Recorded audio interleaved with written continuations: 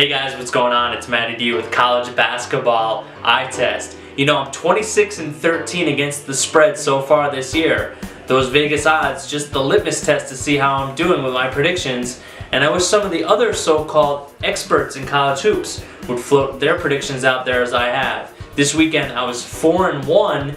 Those 4 victories started with K-State against Oklahoma State. K-State, even though they are one of America's hottest teams, it was a pick-em against Oklahoma State. Marcus Foster has been playing out of his mind since being benched a couple of weekends ago. And Nino Williams, who is this guy? Nino Williams is producing for the Wildcats on offense. Another one of my wins on Saturday was Texas A&M. You know, I like their backcourt. It's a traditional backcourt with a traditional point guard and a traditional shooting guard. Daniel House, this Houston transfer, has been playing well. He hit a game winner just the other night, and Alex Caruso at point guard. He's just a steady hand, and he's one of the top 35 in the nation at point guard. He is listed as one of the Cousy watch list. And then you have Purdue was my 3rd victory on Saturday. This team, you know, they just won at Illinois. They had an impressive win again on Saturday against Iowa, even though Aaron White, the star player for Iowa, went out with a shoulder stinger around halftime. And then the Eastern Iowa Daily Gazette listed him as day-to-day, so something to keep an eye on there. My 4th and final win this weekend was Florida State. As I wrote in my blog, Xavier Ortan-Mays could cover an 18-point spread by himself. And what does he do? He shoots up 35 for the game. Almost beat UNC single-handedly. And when you're talking about huge teams that you wouldn't want to play in March Madness, Florida State definitely comes to mind. If they could ever get their act together, they have a legitimate scorer, and you know all the 7-foot-plus guys that they have on that roster.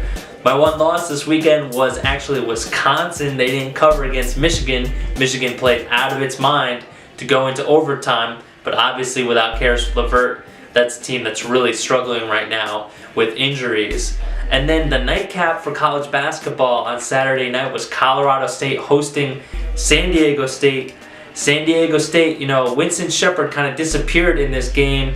I don't know if it was because of his hangover from almost having a triple-double against Navy or what the deal was, but the good news for the Aztecs was that they gained some confidence for their freshman, Malik Pope, the 6'10 true freshman from Sacramento, dropping 22 points, almost bringing the Aztecs back in that game, and that was the most points scored by a true freshman for the Aztecs since Kawhi Leonard in 2010. Speaking of 2010, this game over my shoulder right here, Northern Iowa. That team just continues to quietly stay right in the top 25. Seth Tuttle is one of the best players in America that no one is talking about. And this is the team that in 2010 beat Kansas to make it to the Sweet 16. Speaking of Kansas, let's rewind here for a second. You know, I was walking around Lawrence, Kansas, and I was surprised to see people weren't partying in the streets on Saturday.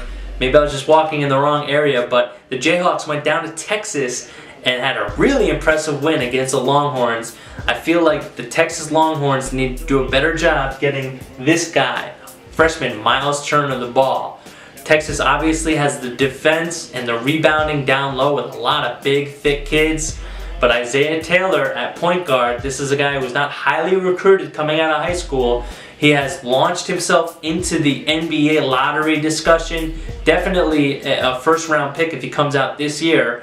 But I think this is kind of somewhat new to him. I think he needs to refocus on distributing the ball, playing more of a traditional point guard role. And I think that Miles Turner is ready to step up and be the type of, I don't want to say Carmelo Anthony, but maybe kind of a level below that. He could definitely be the offensive option for the Longhorns. Something seems to be missing there. But hey, props to Kansas. That was a great win on Saturday. Alright, so to recap, I am 26-13 against the spread, a clean 66%. So you know what, I think I'm going to go book some airfare to Vegas for March. I'll see you in a little bit, guys. Thanks for watching. This is Matty D with College Basketball Eye Test.